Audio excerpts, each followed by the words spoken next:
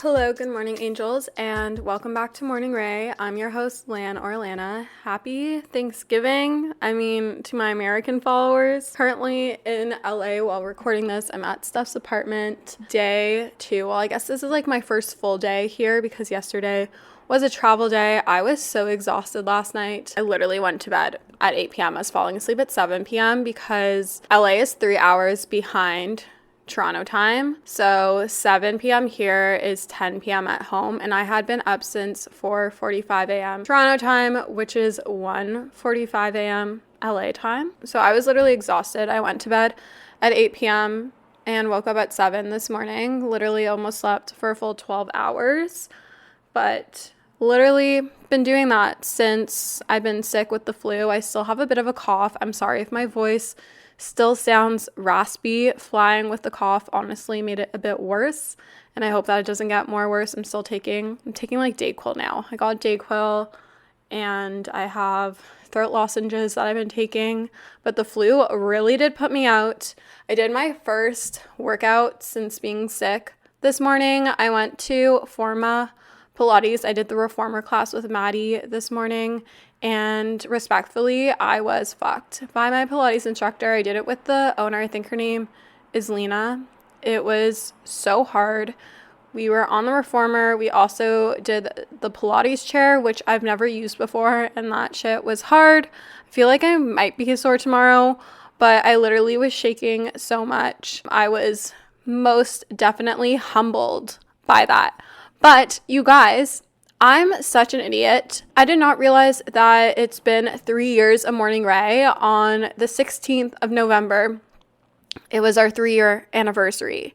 So this is our 3-year anniversary episode and our November bonus episode. Pretty exciting, pretty insane. I can't believe I've been talking to a mic for 3 years.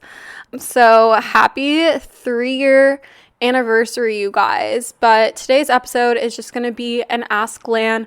I took some questions that you asked me on my Instagram at Atlanta Bloomberg and put them into a little doc. We kind of touch on things about living in Toronto, making mistakes, work stuff, living in your 20s, routine, how to reset after feeling off, some of my favorite products, kind of everything. So let's get into it. Again, I'm really sorry if my voice is raspy or nasally or just off today. It doesn't normally sound like this. I kind of like the raspiness, but it is what it is. I'm going to record this episode and then I'm going to go sit in a cute little cafe in LA. It is so nice and sunny over here. Probably going to go to Verve. You guys know I'm a slut for doing a cafe coffee shop tour when I'm in a city. So Verve is going to be our first stop. But let's get into the episode. Question number 1. Things you like about Toronto and things you don't like. If you don't know, I'm Canadian and I live in downtown Toronto. Definitely has its pros and cons. I loved Toronto for a really long time. I did hate it and wanted to move away and really wanted to move to New York and just forgot about Toronto and the GTA area. But I've grown to really love it and appreciate it. And it just feels very much like home. I love living in the heart of downtown Toronto. Like, I live pretty far south, like King West Entertainment District area, which has its pros and cons. You're walking distance to the bars, which is nice because then I don't have to Uber really ever if I want to go out, which means it's a completely free night out, unless I go to a bar before and get a drink with the girls. But otherwise, then it's a free night because there's like no cover. I never buy myself drinks. Very rarely do I buy drinks when I'm out at a bar, and then I can just walk home or walk there, which is really nice. So that's a pro. But then the con with that is that on the weekends, it can be kind of loud. The next morning, there's usually like throw up or like shit all over the streets, but Toronto's pretty good at cleaning that up. However, I do love how everything in my area is walking distance. I love that there's 1,000,001 local coffee shops because you guys know I love my local coffee shops. There's probably at least like 5 within a 10-minute walking radius from my apartment, which is super nice. There's also a ton of different fitness studios and gyms. So many amazing restaurants. I feel like the food scene in Toronto is incredible. You literally can get the best of anything. It's kind of like a mini New York. So I really love that. Summers in Toronto are amazing. I swear everyone is on a different wavelength than the rest of the year. There's just something about a summer in the city. I love it so much and it's so much fun. But the winters suck. Toronto is like a wind tunnel, especially the more south you go, the windier it gets. Like closer to the water you get, it gets super, super windy, which is not fun. The weather can be a bit bipolar. Like you'll literally have a million different seasons in the day, especially in fall and spring. I feel like the poverty rate has gone up and mental health is kind of like at an all-time high. So there can be sometimes a little bit of homelessness with the crazies, but for the most part, they're harmless. And I feel like I live in a safe area. I feel like I feel pretty safe in Toronto. There's some areas that I obviously wouldn't really walk alone in or walk alone at night in, but I feel pretty safe in my area as a young female. I wouldn't say that there's that many cons of Toronto. It does feel kind of small. I feel like in terms of like fashion opportunities and certain career opportunities, it does feel a bit limited, but I also feel like the options are endless. There's so many amazing people to meet. There's a huge network. And there's so many, like, there's always something happening in Toronto. Like, I feel like it's a really good city, especially for Canada. So, overall, I'm going to stop talking about Toronto. I do really love it. I do really recommend it as a city to live in Canada, and I do really love it. And I'm proud to say that it is my home. Made a mistake at work, how to stop beating myself up. I know how this feels and I've done it a few times, and you can really just like be really hard on yourself, especially if you care about your job and you care about how people view you. But at the end of the day, everyone makes mistakes. We're human. And the best thing you can do is apologize for making the mistake, learn what you did wrong, and fix the mistake if possible, or prove that you're going to work to mitigate whatever mishap happened. And kind of the best thing about a mistake is you're likely to not make that mistake once you've made it, unless you choose not to acknowledge it and choose not to change your behavior or your decisions. You're really not likely to make that mistake ever again, which is great. The only thing that could be bad from you making this mistake is if you don't acknowledge or take responsibility for it, and if you continue to make that mistake, that's when it's annoying to your managers and your boss and the rest of your team.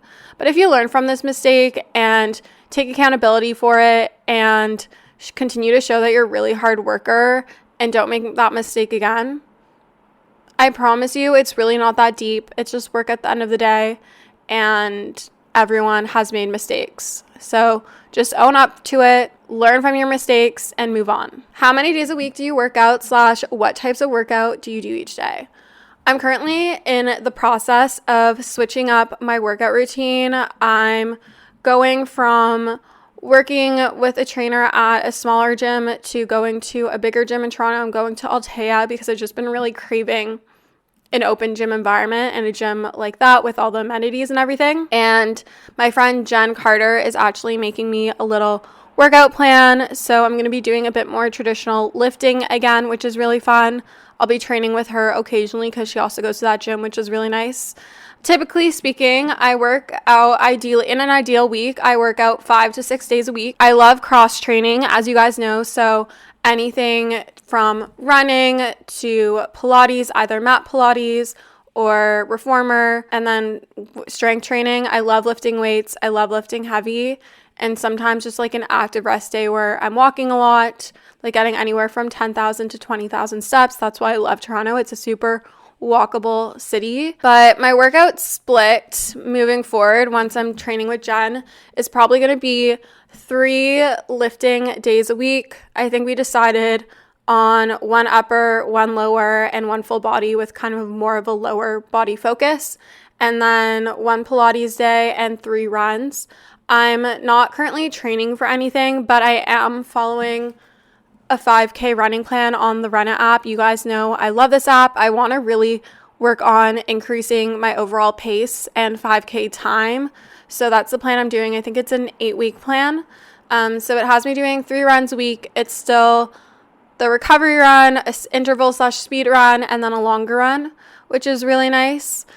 I am going to have a double day, like where I do upper body and run, just so that I can have that rest day, and then 1 day of Pilates a week. So 6 days of workouts. Obviously, this ebbs and flows. I'm very flexible with my workout schedule, just based on how my relationship is with fitness at this point in my life and kind of the lifestyle that I'm living. Shit happens. I have a busy week with social plans or travel plans, or maybe I'm sick or I'm not feeling well or my body's just really run down. But in an ideal week, 6 days of workouts, 3 strength workouts, 1 Pilates, and 3 running is what I'm planning on doing. I really have the goals of leaning down and building muscle right now. I would like to be a bit leaner than I am, so that's kind of my goal, but I want to feel strong and I want to train like more functionally. Like I want to do more of an athletic training, which is kind of what I've been doing. Like I want to actually build endurance and strength and ability to run and do these things, as opposed to just like an aesthetic look from lifting. How to get back to yourself after a breakup with a long-term boyfriend that you lived with. It's kind of hard for me to give advice because obviously I've never had a long-term boyfriend and I've never lived with a boy, but I have been in longer-term situationship things. A few years ago, I was seeing a guy where every single weekend I was still living at home. He was living in downtown Toronto. It was during COVID. So every weekend, pretty much for the majority of our relationship, I spent 3 or 4 days at his apartment. And obviously that was an adjustment after things ended with him. But needless to say, I think in any situation, finding a new routine and things for you to get excited about that you know you really love and you enjoy and love spending time doing is super important. Like, you don't have to prioritize another person in your life anymore, which is really nice. You can choose to be selfish and prioritize yourself and prioritize your needs and to lean into that self-care and to be selfish.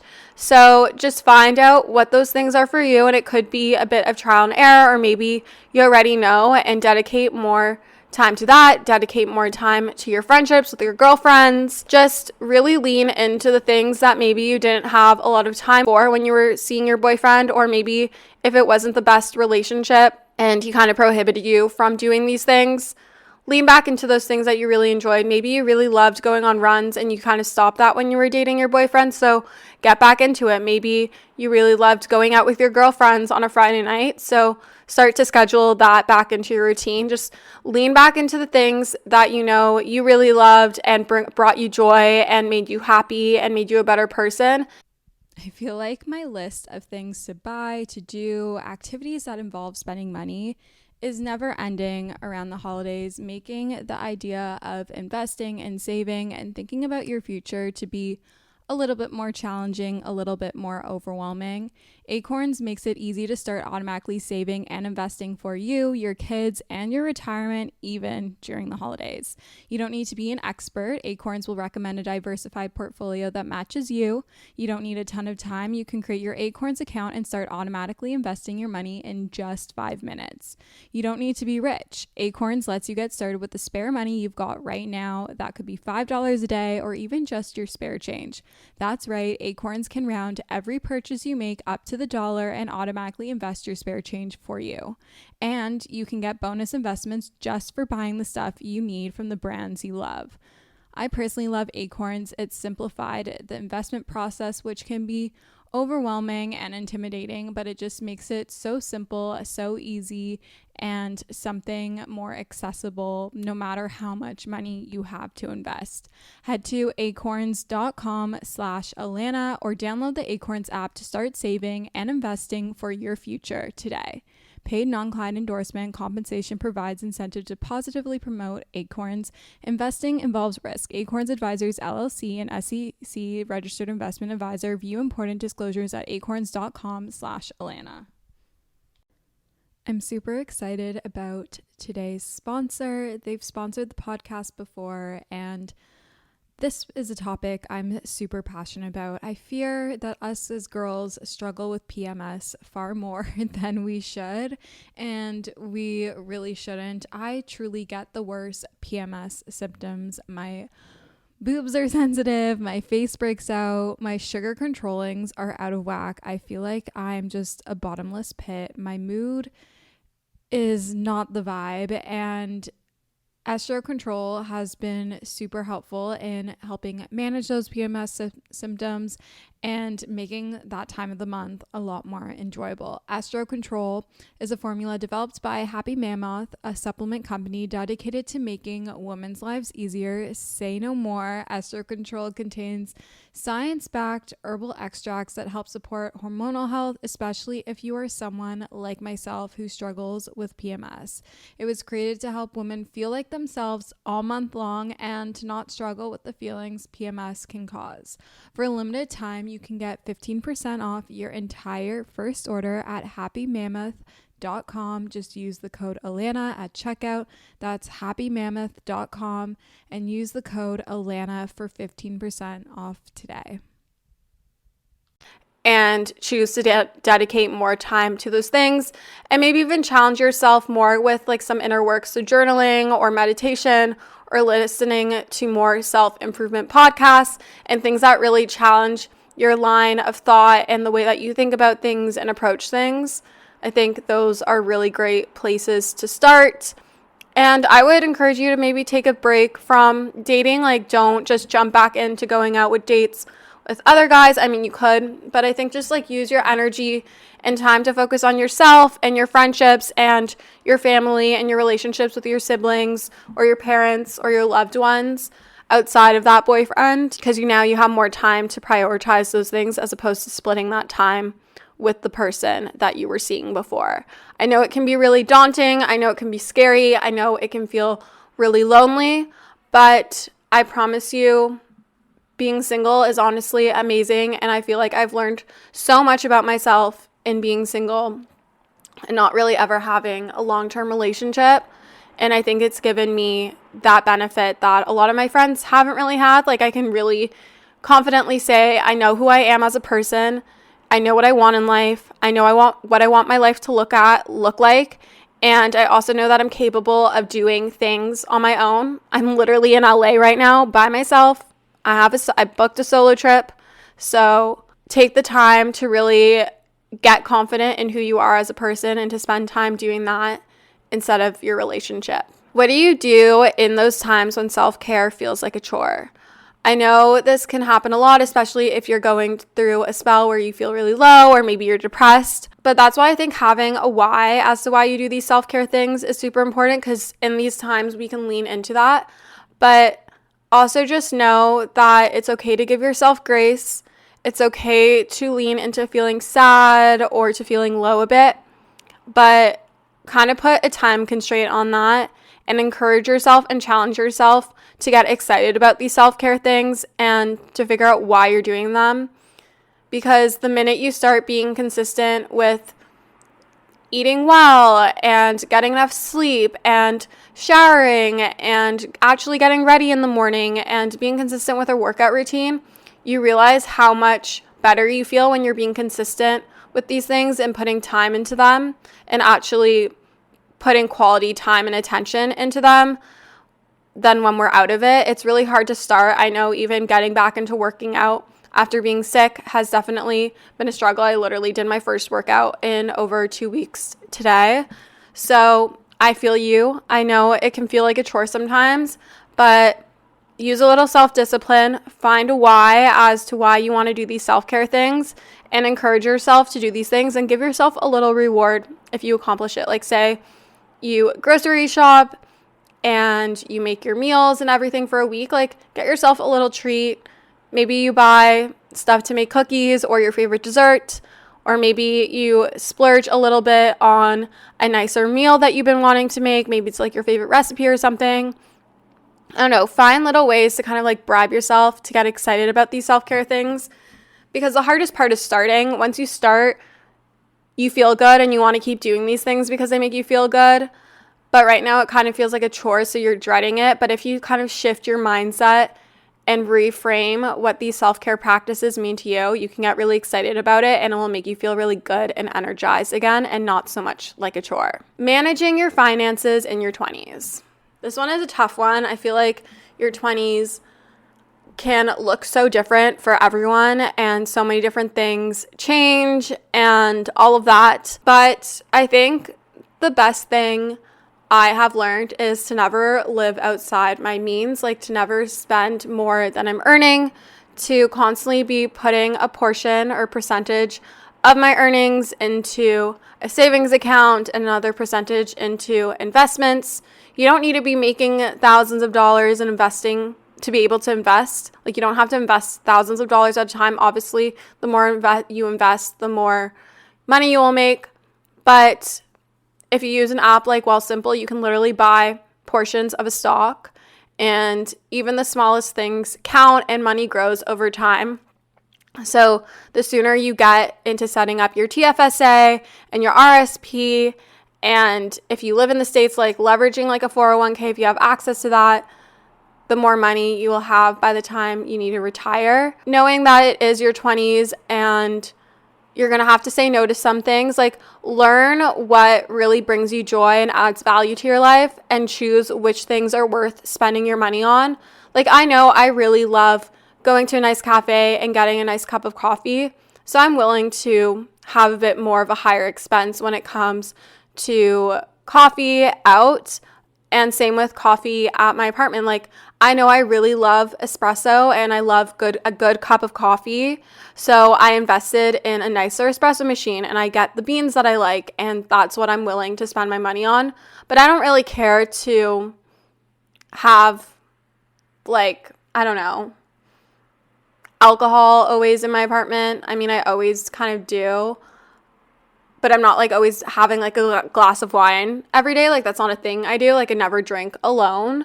That's not something I personally do, so I don't spend my money on that. Or I don't know. I once like heard on a podcast, I'm pretty sure it was a Skinny Confidential. They have really good financial advice episodes, in my personal opinion. But you will feel rich. I'm probably going to butcher this, but you will feel rich when you spend your money on the things that bring you joy and add value to your life. And so you should take the time to spend the money on those things. Like, if a really nice living environment is important for you, invest money in that. Like, choose to invest in the nice pieces because you are spending so much time in your living space. If you like to travel a lot, like, make sure you're prioritizing that and putting money aside, like, so that you can go on trips and things. Like, you got to pick and choose your battles. You have to know, like, when to say no. Like, I don't say yes to every single social plan. I don't always, like, ball out whenever I go for dinner every time. Like, I am very much in my 20s, and I remind myself that I'm only 24 and that I can't have everything and anything. But just learn what is worth spending money on for you and never live outside your means. Try to invest. Try to have a savings account.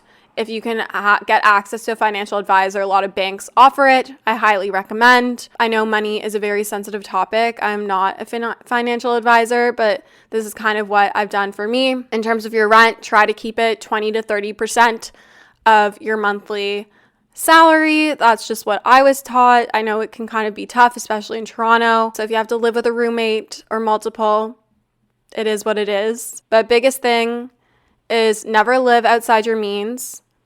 Take advantage, I didn't mention this, but take advantage of point systems, reward systems, cashback. Like, a lot of people, I feel like, are scared to have credit cards or to spend money on their credit cards. I honestly never put payments through on a debit card or just in cash, like very rarely in cash. I'm always paying on my Amex or my MasterCard or my Visa. I have so many credit cards now, gods know why, but credit cards are super important.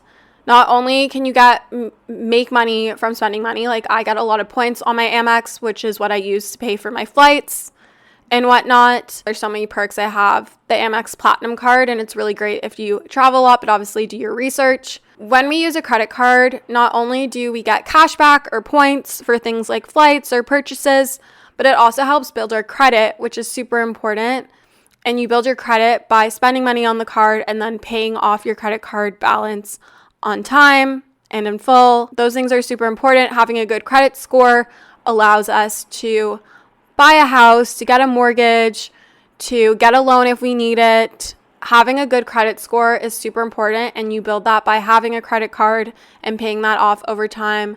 So I encourage you, if you don't have a credit card, to find one that works best for you and has the best benefits for you. Do your own research. I love Amex. I'm an Amex queen. I literally put everything on my Amex. When I can't, I'll put on like my MasterCard or my Visa. My MasterCard was my first ever credit card. But do your research, obviously. And yeah, those are my tips. But number one, never live outside your means. It is not worth it to go into debt. Like, it's really not worth it. I feel like a lot of people are in credit card debt. Like, never, just because you have access to a large sum of money on your credit card doesn't mean you need to spend it. Like, do not spend more than you can afford. It is not worth it. It will tarnish your credit, and it will tarnish your credit, and it will only stress you out. So live within your means, okay? Trying to get back into working out, but struggling to find the energy and motivation. Girly, I get you. I got you. I feel you. I think creating a little workout schedule for yourself is super helpful and can get us excited and will help give us a little bit of discipline, like determining what workouts or workout classes you're going to do on what days, so that it's all written out for you. You don't have to think about it, and you're more likely to stick to it. Figure out the time of day that works best for you. Honestly, morning workouts, even if it means you have to wake up super early before school or work, are truly the best way to get back into a workout routine, because number one, your willpower is the highest in the morning when you wake up. Number two, you can't really use the excuse that you're too tired from your day of work or that you have like social plans or whatever. So I encourage you to try to schedule your workouts in the morning, even if it means you have to wake up at 5 or 6 a.m. It is so worth it. That is what I used to do before my 9 to 5. I still try to do morning workouts because I have the highest willpower. I know if I schedule an evening workout for myself, the likelihood of me actually following through with it is so rare. Like, it is really not going to happen. I'm probably going to cancel or make a million one different excuses as to why I can't do it. So work out in the morning, figure out what your workouts are before, schedule them. If you need to do classes, do it because they have the cancellation fee and whatnot, and you don't want to lose credits or be charged extra money on top of the credit you already spent. So schedule it ahead. Find workouts that you get really excited about. Maybe when you start working out, you start with something a little more low intensity. So something like a Pilates class or yoga class, as opposed to like a berries or a HIIT class of any sort. Try to do a variety of different workouts. I love workout studios like Sweat and Tonic or a gym like Altea, where they have like multiple different types of workout classes because you're never going to get bored and it's more affordable that way. You can also use something like ClassPass where you have access to a bunch of different workouts, but I always find cross training is the most exciting. I think also having a workout plan. So if you're working out at a gym, following a plan like Alive by Whitney Simmons or one of the ones on the Sweat app from like Kayla Tsenis or something like Form from Sammy Clark, like anything where there's like a plan where you can see a start and finish and it kind of tells you what workouts you're going to do each week is really helpful. At least I know that was the thing that always keeps me the most consistent. When I have a workout plan, I'm consistent with working out. I need some sort of structure, some sort of game plan, a schedule to keep me in alignment and to keep me consistent. So that's super important. If you're wanting to get into running, following a running plan on an app like Runna. I love Runna. I've spoken about it a million times. Use my code ALLANA for 2 weeks free off of the premium plans, which I highly recommend. It's literally what I use to train for my half marathon. This is not sponsored. I love them. I pay for the app myself. It's amazing. Following a plan, having a schedule, and doing workouts that I thoroughly enjoy and look forward to are the keys, and working out in the morning. Like, wake up, go work out before you can even think about it. Like, put your workout clothes before you can even process what you're doing is the key. How to focus while doing your schoolwork. I swear I have some sort of ADHD or ADD. I will literally think of a million one things while I'm doing one activity and start doing something else while I'm doing an activity you know the thing. I found when I was studying for school and doing schoolwork, I had to have a designated place to do work, even now as an adult working for myself. And when I was working remotely, I needed to have a designated work spot. So either it's an entire room, like an office, if you have the luxury of that, a table, maybe you have a designated desk for your work. Maybe you decide that you're always going to work at your kitchen table, at the kitchen counter, or like the island or whatever it is. Like have a designated spot to do your work and that you can associate doing work with that area so that when you sit down there, your mind can think straight and you can be productive. Putting your phone on Do Not Disturb, putting it out of sight, out of mind, whether it's in a bag or in a separate room, is super helpful. Using those browser lockdown apps that like block off social media or things that you might get distracted by and try to go on when you're studying as a way to procrastinate are super helpful as well. I found also working in 20-minute or 25-minute increments was super helpful for me. So setting a timer, there's even websites, I forgot what I used to use, but there's websites that can literally set it up for you. So like working for 25 minutes and taking a 5-minute break, I found to be the most productive, and setting like designated work time. So figuring out the best time when I was the most productive and could actually think and concentrate. So I was never someone that could work on my schoolwork super late at night. So I needed to do it more so in the morning or in the afternoon. That really helps. So figure out the best time for you to work. Have a designated work spot, remove distractions. I also found working at cafes was super helpful for me because I had the accountability of like other people, whether they were actually looking at me or not, like being around me. So then I wanted to actually work because I'm a people pleaser and I wanted people to think that it's being productive. So that helps. And I can't ever work in like complete silence. So being in a cafe environment gave me that background chatter noise that I kind of wanted.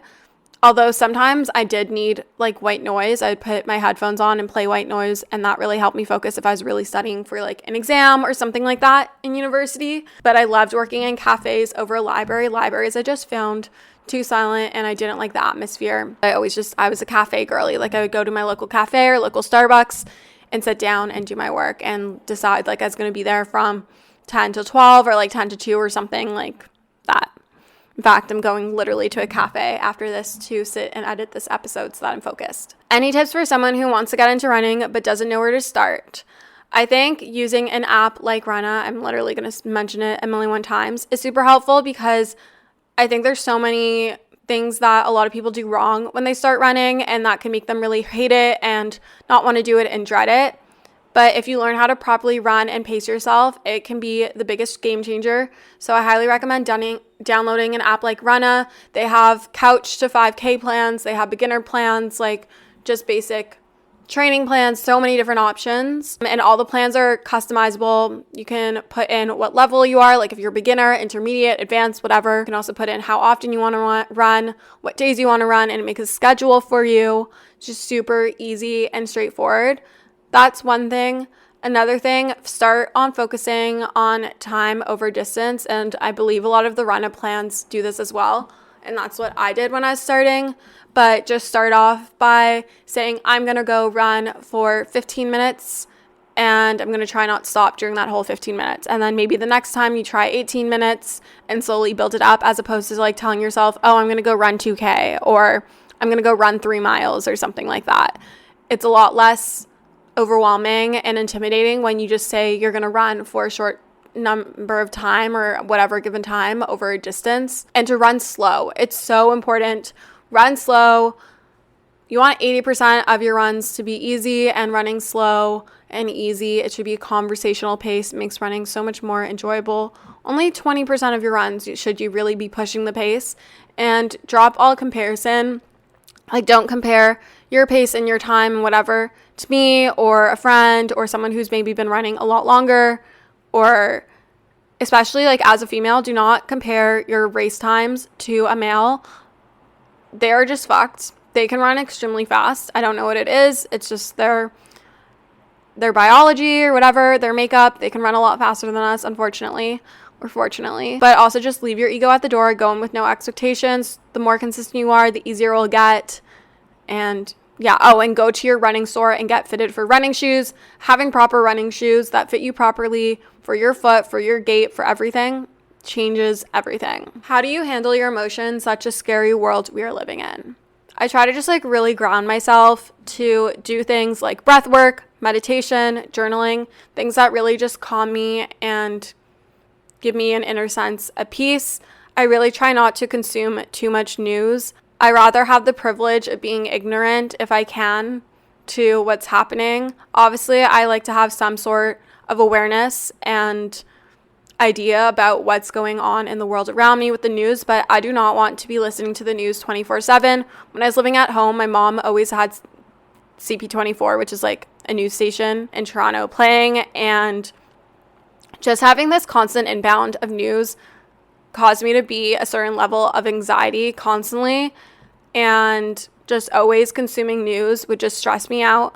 So I really try to limit it, whether I like I still get the alerts from like Apple News or whatever. I see that. I get stuff on Twitter or X, whatever it's called now. But just like limiting the news and choosing to be a bit ignorant has really given me peace and really just helps keep me calm.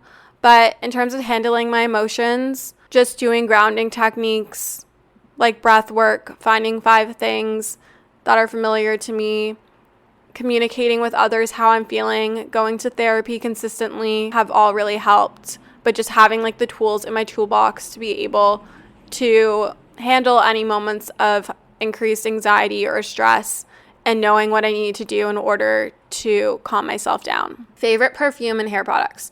Okay, you guys know I love my Orbe hair products, specifically the Gold Lust line.